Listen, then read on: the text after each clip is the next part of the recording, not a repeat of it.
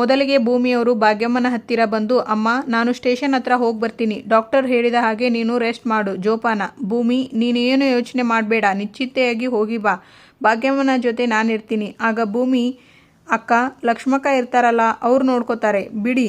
ಆಗ ಲಕ್ಷ್ಮಕ್ಕ, ಭೂಮಿ, ಹಾಗಾದರೆ ನಾನು ನಿನ್ನ ಜೊತೆ ಬರ್ತೀನಿ. ನಾನು ಅಂಗಡಿ ಹತ್ರ ಬಂದು ತುಂಬ ದಿನ ಆಯಿತು. ಹಾಗೆ ಎಲ್ಲರಿಗೂ ಮಾತಾಡಿಸಿದ ಹಾಗೆ ಆಗುತ್ತೆ. ನಡಿ ಭೂಮಿ, ಹೋಗೋಣ.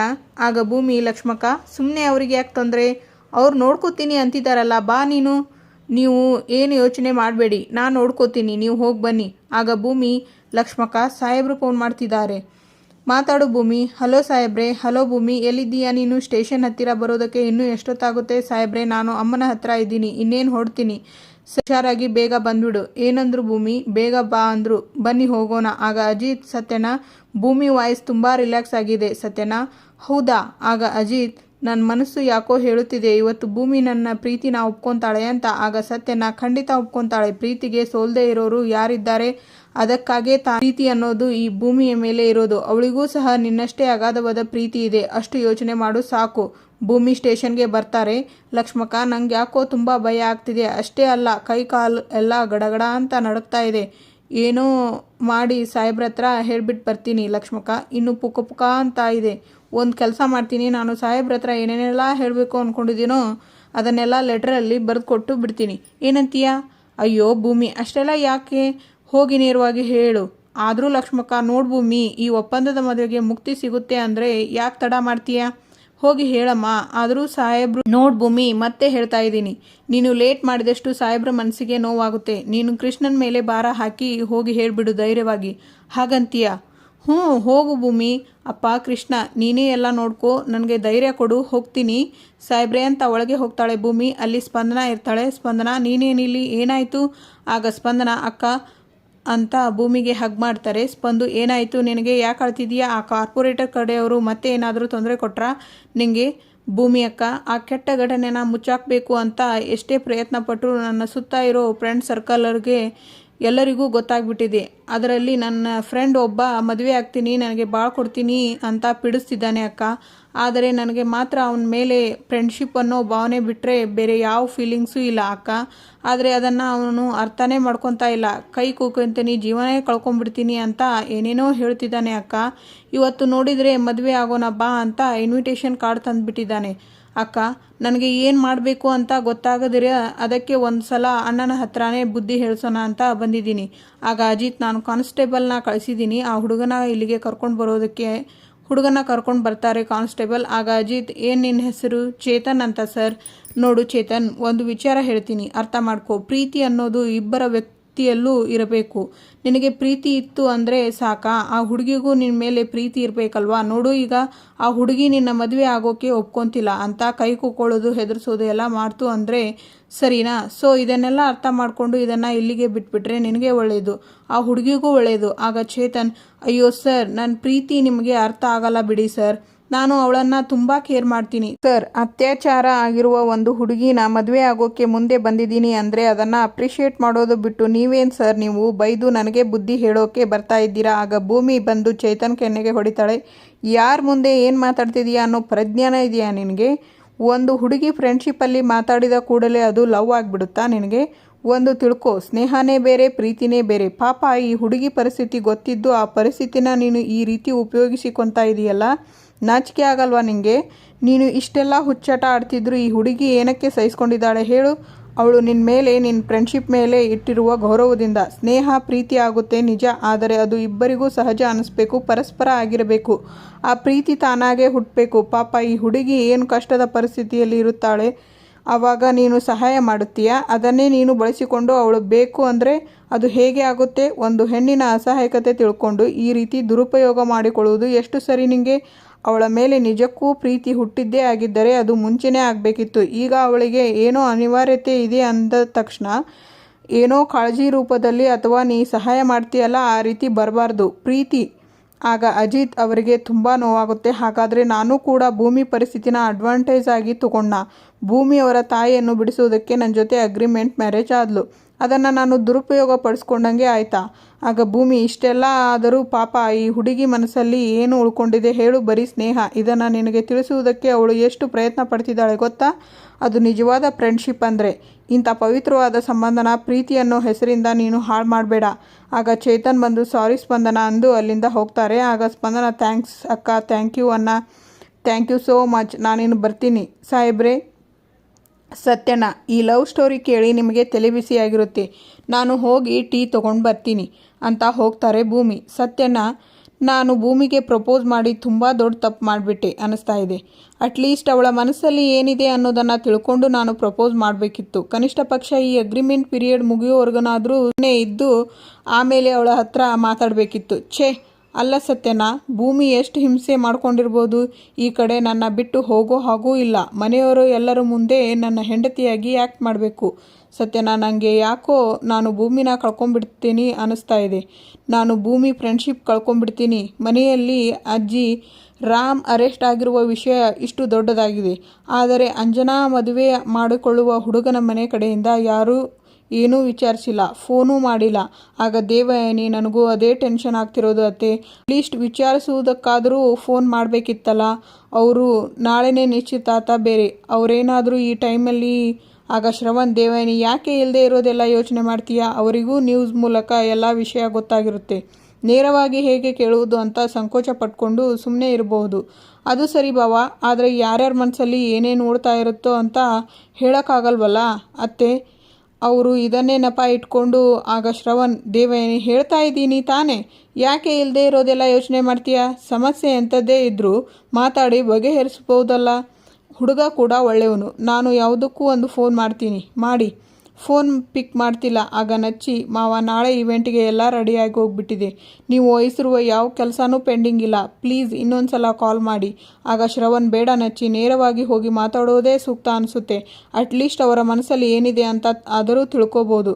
ನೋಡಿ, ನೀವು ಯಾರು ಏನು ಟೆನ್ಷನ್ ಮಾಡ್ಕೋಬೇಡಿ ಕಂದ, ನಾನು ಹೋಗಿ ಮಾತಾಡ್ತೀನಿ. ಸರಿ, ನಾನು ಅವರುಗಳ ಜೊತೆ ಮಾತಾಡಿ ಏನು ವಿಷಯ ಅಂತ ಫೋನ್ ಮಾಡಿ ನಾನೇ ಹೇಳ್ತೀನಿ, ಬರ್ತೀನಿ. ದೇವಯಾನಿ ಅಳುವ ನಾಟಕವನ್ನು ಮಾಡ್ತಾಳೆ. ಅಂಜು ಗುರುಗಳು ಹೇಳಿದರು ಅಂತ ಅವಸರಪಟ್ಟು ನಿನ್ನನ್ನು ಅಬ್ರಾಡಿಂದ ಮನೆಗೆ ಬಾ ಅಂತ ಹೇಳಿದೆ. ಈಗ ಈ ಅವಸರನೇ ನಿನ್ನ ಜೀವನಕ್ಕೆ ಮುಳುವಾಗ್ತಿದೆ ಅನ್ನಿಸ್ತಿದೆ. ಐ ಆಮ್ ಸಾರಿ ಪುಟ್ಟಿ, ಸಾರಿ ಮಗಳೇ. ಆಗ ಅಜ್ಜಿ, ಏನೇನೋ ಮಾತಾಡಬೇಡ, ಸಮಾಧಾನವಾಗಿರು, ಅವರ ಕಡೆಯಿಂದ ಉತ್ತರ ಬರಲಿ. ಇವನು ಹೋಗಿದ್ದಾನಲ್ಲ, ಎಲ್ಲ ವಿಚಾರಿಸ್ಕೊಂಡು ಬರ್ತಾನೆ. ಸ್ಟೇಷನಲ್ಲಿ ಸತ್ಯಣ್ಣ, ಅಜಿತಾ, ನಿನ್ನ ತಲೆಯಲ್ಲಿ ಏನು ಓಡ್ತಾ ಇದೆ ಅನ್ನೋದು ನನಗೆ ಚೆನ್ನಾಗಿ ಗೊತ್ತು. ಆದರೆ ಈ ಪ್ರೀತಿ ಅನ್ನೋ ವಿಚಾರದಲ್ಲಿ ತುಂಬ ತಲೆ ಕೆಡಿಸ್ಕೋಬೇಡ, ಆಮೇಲೆ ತಲೆನೇ ಸಿಡಿದು ಹೋಗುತ್ತೆ. ಆಗ ಅಜಿತ್, ಆಲ್ರೆಡಿ ಕೆಟ್ಟೋಗಿದೆ ಸತ್ಯನ, ಭೂಮಿ ನನ್ನಿಂದ ದೂರ ಆಗಿಬಿಡ್ತಾಳೆ ಸತ್ಯನ. ಭೂಮಿಗೆ ಪ್ರಪೋಸ್ ಮಾಡಿ ತುಂಬ ದೊಡ್ಡ ತಪ್ಪು ಮಾಡಿಬಿಟ್ಟೆ. ನಿಮಗೆ ಏನು ಅನಿಸುತ್ತೆ ಸತ್ಯನ? ಭೂಮಿ ಈಗ ಆಡಿದ ಮಾತುಗಳು ಭೂಮಿ ಸ್ಪಂದನಾ ಜಾಗದಲ್ಲಿ ನಿಂತ್ಕೊಂಡು ಆಡಿದ್ಲು ಅಂತ ಅನಿಸ್ಲಿಲ್ವಾ? ಆಗ ಸತ್ಯನ, ಕೆಲವು ಸರ್ತಿ ಏನಾಗುತ್ತೆ ಗೊತ್ತಾ, ಪರಿಸ್ಥಿತಿ ಅನುಗುಣವಾಗಿ ಅದಕ್ಕೆ ನಾವೇನಾದರೂ ಪ್ರತಿಕ್ರಿಯೆ ಮಾಡಬೇಕು ಅಂದರೆ ಸಂದರ್ಭಕ್ಕೆ ಅನುಸಾರವಾಗಿ ಆ ಪರಿಸ್ಥಿತಿಗೆ ನಾವು ಆಳವಾಗಿ ಇಳಿಯಬೇಕು. ಪಾಪ ಭೂಮಿ ಅದನ್ನೇ ಮಾಡಿದ್ದಾಳೆ ಅಂತ ನನಗನಿಸುತ್ತಿದೆ. ಅದನ್ನೇ ಇಟ್ಕೊಂಡೇ ಅವಳು ಮಾತಾಡಿದ್ದಾಳೆ. ನಿಜ ಸತ್ಯನ, ಭೂಮಿ ನನ್ನನ್ನು ಅಗ್ರಿಮೆಂಟ್ ಮದುವೆ ಆದಾಗಿಂದ ಅದೆಷ್ಟು ಬಾರಿ ಅಸಹಾಯಕದ ಪರಿಸ್ಥಿತಿಯಲ್ಲಿ ಇರಬಹುದು. ಹಾಗೆ ಇದ್ದಿದ್ದಕ್ಕೆ ಅನಿಸುತ್ತೆ ಈಗ ಭೂಮಿ ಅಷ್ಟು ಚೆನ್ನಾಗಿ ಎಕ್ಸ್ಪ್ಲೇನ್ ಮಾಡಿದ್ದು. ಸತ್ಯನ, ನಿಮಗೆಲ್ಲೋ ಭೂಮಿ ಇಂಡೈರೆಕ್ಟಾಗಿ ನಮಗೂ ಅದನ್ನು ಹೇಳಿದ್ಲು ಅಂತ ಅನ್ನಿಸ್ತಿಲ್ವಾ? ಈ ವಿಷಯದಲ್ಲಿ ದಯವಿಟ್ಟು ನೀನೀಗ ನನ್ನನ್ನು ಕ್ಷಮಿಸಲೇಬೇಕು. ಯಾಕಂದರೆ ನಾನು ನಿನ್ನನ್ನು ಬಾಲ್ಯದಿಂದ ನೋಡಿಕೊಂಡು ಬಂದಿದ್ದೀನಿ. ನಿನಗೆ ತಂದೆ ತಾಯಿ ಮೇಲೆ ಪ್ರೀತಿ ಅಷ್ಟೇ ಬಿಟ್ಟರೆ ಬೇರೆ ಜಗತ್ತಿನ ಇನ್ಯಾವ ಪ್ರೀತಿನೂ ಗೊತ್ತಿರಲಿಲ್ಲ. ಆದರೆ ಈ ಮಾತನ್ನು ಯಾಕೆ ಹೇಳ್ತಿದ್ದೀನಿ ಅಂದರೆ, ಈ ಪ್ರೀತಿ ಅನ್ನೋ ಒಂದು ವಿಚಾರದಲ್ಲಿ ನೀನು ಇಷ್ಟೊಂದು ಭಾವುಕನಾಗಿದ್ದೀಯಾ, ಭಾವನಾತ್ಮಕವಾಗಿ ಮಾತಾಡ್ತಿದ್ದೀಯಾ ಅಂದರೆ ನನಗೆ ಎದೆ ನಡುಗಿ ಹೋಗುತ್ತೆ ಕಣೋ. ನೀನು ಒಂದು ಹಬ್ಬ ಆಚರಣೆ ಮಾಡುತ್ತಿರಲಿಲ್ಲ, ಹೋಗಲಿ ನಿನ್ನ ಹುಟ್ಟಿದ ಹಬ್ಬ ಅದನ್ನೂ ಆಚರಣೆ ಮಾಡ್ತಿರಲಿಲ್ಲ. ವರ್ಷಕ್ಕೆ ಒಂದು ಸರ್ತಿ ಬರೋ ಹೊಸ ವರ್ಷ, ಆ ಸಮಯದಲ್ಲಿ ನೀನು ರಾತ್ರೋರಾತ್ರಿ ಎಲ್ಲೋ ಗುಡ್ಡ ಹರಿದ ಪ್ರದೇಶದಲ್ಲಿ ಹೋಗಿ ಒಬ್ಬನೇ ಕೂತ್ಕೋತಿದ್ದೆ. ಇದೆಲ್ಲ ಯಾಕೆ ಮಾಡ್ತಿದ್ದೆ ಹೇಳು? ನನ್ನ ತಂಗಿ ಸಾಹಿತ್ಯಗೋಸ್ಕರ ಅಲ್ವಾ? ಸಾಹಿತ್ಯನೇ ನಿನ್ನ ಕೊನೆ ಪ್ರೀತಿಯಾಗಿತ್ತು. ಅವಳನ್ನು ಅಗಾಧವಾಗಿ ನೀನು ಹಚ್ಕೊಂಡಿದ್ದೆ. ಯಾವಾಗ ಭೂಮಿ ನಿನ್ನ ಜೀವನಕ್ಕೆ ಪ್ರವೇಶ ಮಾಡಿದ್ಲು, ಆಗ ನಾನು ಅವಳಲ್ಲಿ ಸಾಹಿತ್ಯನ ನೋಡೋಕ್ಕೆ ಶುರು ಮಾಡಿದೆ. ಇನ್ನೊಂದು ಭಾಗದಲ್ಲಿ ನಿನ್ನ ಬಗ್ಗೆ ನನ್ನ ಕಾಳಜಿ ಎಲ್ಲಿ ಜೀವನ ಪರ್ಯಂತ ಹೀಗೆ ಉಳಿದ್ಬಿಡ್ತಾನೋ ಕಳವಳ, ತಳಮಳ, ಆತಂಕ. ನಿಜ ಹೇಳ್ತೀನಿ ಅಜಿತಾ, ನನಗೆ ನನ್ನ ತಂಗಿ ಸಾಹಿತ್ಯ ಕಂಡ್ರೆ ಎಷ್ಟು ಪ್ರೀತಿನೋ ಅಷ್ಟೇ ನಿನ್ನನ್ನು ಕಂಡ್ರೆ ಮಹಾನ್ ಪ್ರೀತಿ. ನನಗಾದರೂ ಯಾರಿದ್ದಾರೆ ಹೇಳು? ಈಗ ನೀನೊಬ್ಬನೇ. ನನ್ನ ತಮ್ಮ, ಸ್ನೇಹಿತ, ಒಡ ಹುಟ್ಟಿದವನು ಎಲ್ಲ ಅಂದ್ಕೊಂಡಿದ್ದೀನಿ. ಏನೋ ಪಾಪ ನನ್ನ ಮಾತು ಕೇಳಿಕೊಂಡು ನೀನು ನಿನ್ನ ಪ್ರೀತಿಯ ಭಾವನೆಗಳನ್ನು ಭೂಮಿ ಹತ್ರ ನಿವೇದನೆ ಮಾಡಿಕೊಂಡೆ. ಆದರೆ ಪಾಪ ಆ ಹುಡುಗಿಗೆ ಅರ್ಥ ಆಗಿಲ್ಲ. ಅರ್ಥ ಆಗುತ್ತೆ, ನೀನು ಧೈರ್ಯವಾಗಿ ಇರು ಅಷ್ಟೇ. ಜೀವನ ಹೀಗೆ ಇರಲ್ಲ, ಬದಲಾಗುತ್ತಾ ಹೋಗುತ್ತದೆ. ಇದು ಪ್ರಕೃತಿಯ ನಿಯಮ. ಇಲ್ಲ ಸತ್ಯಣ್ಣ, ಯಾಕೋ ನನಗೆ ಗೊತ್ತೋ ಗೊತ್ತಿಲ್ಲದೇನೋ ಭೂಮಿಗೆ ನನ್ನ ಎಮೋಷನ್ನ ಹೇಳ್ಕೊಂಡು ತೀರಾ ದೊಡ್ಡ ತಪ್ಪು ಮಾಡಿಬಿಟ್ಟೆ ಅನ್ನಿಸ್ತಿದೆ. ಸ್ನೇಹ ಇದ್ದ ತಕ್ಷಣ ಅದನ್ನು ಪ್ರೀತಿ ಅಂತ ಹೇಗೆ ಅನ್ಕೊತೀರಾ? ಒಂದು ಹೆಣ್ಣಿನ ಅಸಹಾಯಕತೆನ ದುರುಪಯೋಗ ಪಡಿಸ್ಕೊತೀರಾ? ಪ್ರೀತಿ ಅನ್ನೋದು ಒಬ್ಬರ ಬಲವಂತದಿಂದ ಹುಟ್ಟಬಾರ್ದು ಸತ್ಯನಾ. ತಾನಾಗಿ ತಾನೇ ಹುಟ್ಟಬೇಕು ಅಂತ ಹೇಳಿದ್ದು ಒಂದು ಸ್ನೇಹದ ಸಂಬಂಧಕ್ಕೆ ಪ್ರೀತಿ ಅನ್ನೋ ಹೆಸರಿಟ್ಟು ಈ ಸಂಬಂಧಕ್ಕೆ ಕಳಂಕ ತರ್ತೀರಾ ಅಂತ ಹೇಳಿದ್ದು ಭೂಮಿ ಈ ವಿಚಾರದಲ್ಲಿ ಕರೆಕ್ಟಾಗೇ ಇದ್ದಾಳೆ ಸತ್ಯನಾ. ನಾವು ತಪ್ಪು ಮಾಡಿದ್ದು. ನಾವಿಬ್ಬರೂ ಒಳ್ಳೆ ಫ್ರೆಂಡ್ ಆಗೇ ಇರಬೇಕಾಗಿತ್ತು ಸತ್ಯನಾ. ಅಟ್ಲೀಸ್ಟ್ ನಾವಿರೋ 1 ವರ್ಷನಾದರೂ ತುಂಬ ಚೆನ್ನಾಗಿ ಇರ್ತಿತ್ತು ಅನ್ನಿಸ್ತಾ ಇದೆ.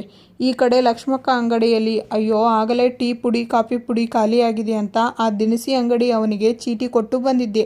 ಬರ್ತಾ ತೊಗೊಂಡು ಬರೋಣ ಅಂದ್ಕೊಂಡವಳು ಮರ್ತು ಬಿಟ್ಟು ಬಂದನಲ್ಲ. ಹಾಲು ಬೇರೆ ಇಲ್ಲ. ಏನು ಮಾಡಲಿ ಇವಾಗ? ಭೂಮಿ, ಏನಾಯಿತು?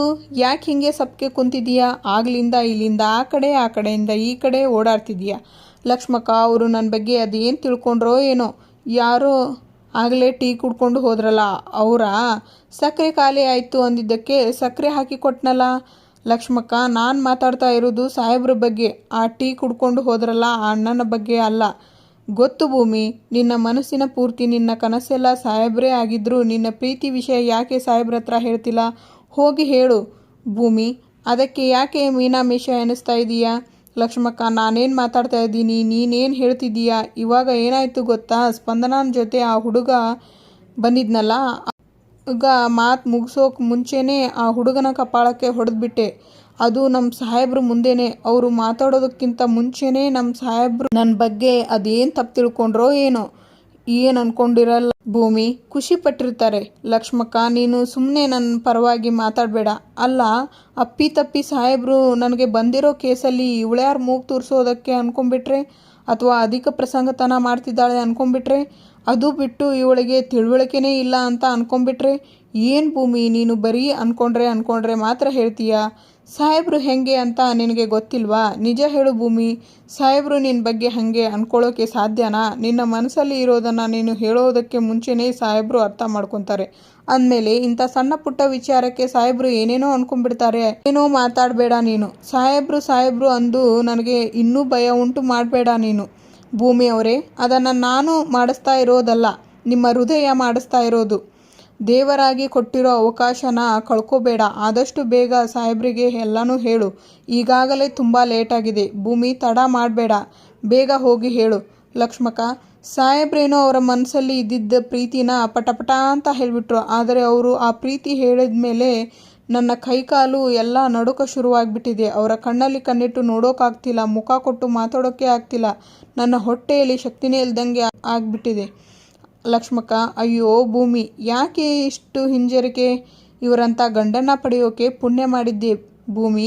ನೀನು ಈ ಅದೃಷ್ಟನ ಕಳ್ಕೋಬೇಡ. ಆದಷ್ಟು ಬೇಗ ನಿನ್ನ ಪ್ರೀತಿನ ಅವ್ರ ಹತ್ರ ಹೇಳ್ಕೊ ಭೂಮಿ.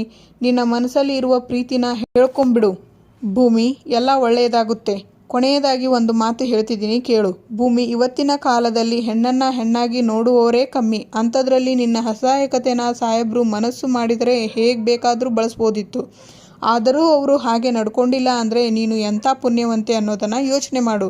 ನೋಡು ಭೂಮಿ, ನಾನು ಹೋಗಿ ದಿನಸಿ ತರೋದರ ಒಳಗಡೆ ಸಾಹೇಬ್ರಿಗೆ ನೀನು ಎಲ್ಲ ವಿಚಾರನೂ ಹೇಳಿರಬೇಕು. ಅಜಿತ್ ಜೊತೆ ಕಳೆದಿರುವ ನೆನಪುಗಳನ್ನು ನೆನಪು ಮಾಡಿಕೊಂಡು ತಾಳಿಯನ್ನು ಕೈಯಲ್ಲಿ ಹಿಡ್ಕೊಂಡು ನೆನಪು ಮಾಡ್ಕೊತಾ ಕುಂತಿರ್ತಾಳೆ ಭೂಮಿ. ಇಲ್ಲಿಗೆ ಇವತ್ತಿನ ಸಂಚಿಕೆ ಮುಕ್ತಾಯವಾಗುತ್ತದೆ. ಮುಂದಿನ ಸಂಚಿಕೆಯಲ್ಲಿ ಅಜಿತ್ ಮನೆಗೆ ಬಂದಾಗ ಎಲ್ಲರೂ ಯಾಕೆ ಹೀಗೆ ಡಲ್ಲಾಗಿ ಕೂತಿದ್ದೀರಾ? ಆಗ ಸಂಗೀತ, ನಾಳೆ ಬೆಳಗ್ಗೆ ಅಂಜು ನಿಶ್ಚಿತಾರ್ಥ ಕಣೋ, ನೋಡಿದರೆ ಗಂಡಿನ ಕಡೆಯವರು ಫೋನೇ ರಿಸೀವ್ ಮಾಡ್ತಿಲ್ಲ, ಟೆನ್ಷನ್ ಆಗ್ತಿದೆ ಕಣೋ. ಆಗ ದೇವಯಾನಿ, ಬಾವ ಏನಾಯಿತು? ಆಗ ಶ್ರವಣ್ ಅವರು ನಮ್ಮ ಸಂಬಂಧ ಬೇಡ ಅಂದ್ಬಿಟ್ರು. ಆಗ ಅಜ್ಜಿ, ಶ್ರವಣ್ ನಾಳೆ ಫಿಕ್ಸ್ ಆಗಿರೋ ಮುಹೂರ್ತದಲ್ಲೇ ಅಂಜು ನಿಶ್ಚಿತಾರ್ಥ ನಡೆಯುತ್ತೆ. ಆಗ ದೇವಯಾನಿ, ಯಾರ ಜೊತೆ ಅತ್ತೆ? ಆಗ ಅಜ್ಜಿ, ಅಂಜನಾ ನಚಿಕೇತ್ ಮದುವೆ ಆಗ್ತಾನೆ. ಎಲ್ಲರೂ ಆಶ್ಚರ್ಯ ಪಡ್ತಾರೆ. ಏನಾಗುತ್ತದೆ ಅಂತ ಕಾದು ನೋಡೋಣ. Thank you for watching.